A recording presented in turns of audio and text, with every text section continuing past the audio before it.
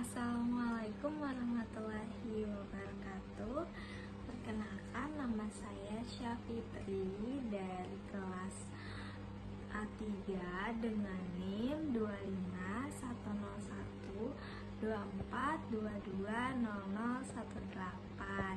Di video ini saya akan menjelaskan desain pembelajaran musik SMP yang saya susun berdasarkan hasil analisis dari sebuah video pembelajaran di YouTube. Dari hasil analisis, pembelajaran tersebut sebenarnya sudah terstruktur dengan baik.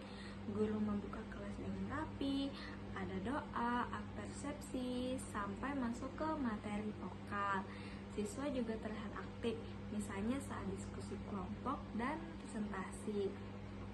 Tapi kalau dilihat lebih dalam, pembelajaran ini masih belum sepenuhnya bermakna secara musikal. Kenapa? Karena aktivitas siswa lebih banyak pada diskusi dan analisis, bukan praktik langsung.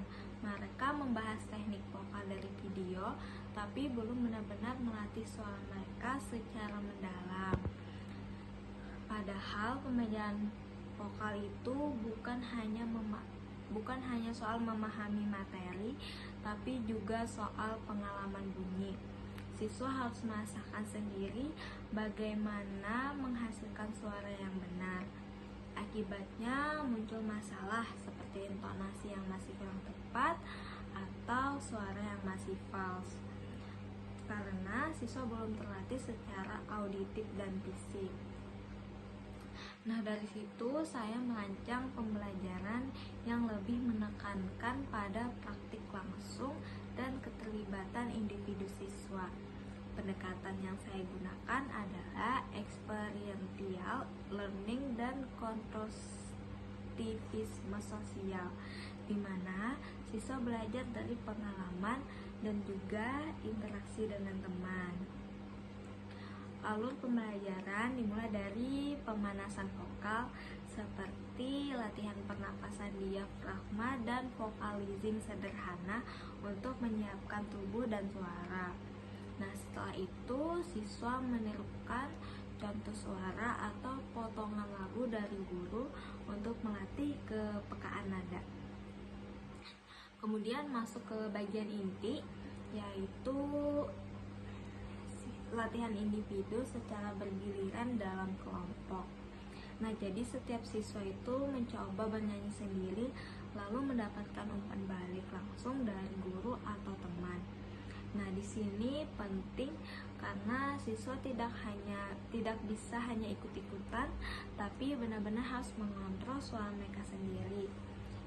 Selanjutnya, kelompok menyusun strategi penampilan lagu secara bergantian supaya tetap ada unsur kerjasama tapi tetap menunjukkan kemampuan individu. Nah, di akhir nanti dilakukan refleksi supaya siswa sadar perkembangan mereka dan juga diberi tugas rekaman vokal untuk evaluasi mandiri. Menurut saya, desain ini lebih efektif karena siswa benar-benar mengalami proses bermusik, bukan hanya membahas dan menganalisisnya saja. Mereka jadi lebih peka terhadap nada, lebih percaya diri, dan lebih memahami bagaimana menghasilkan suara yang baik. Tapi tentu saja ada tantangan.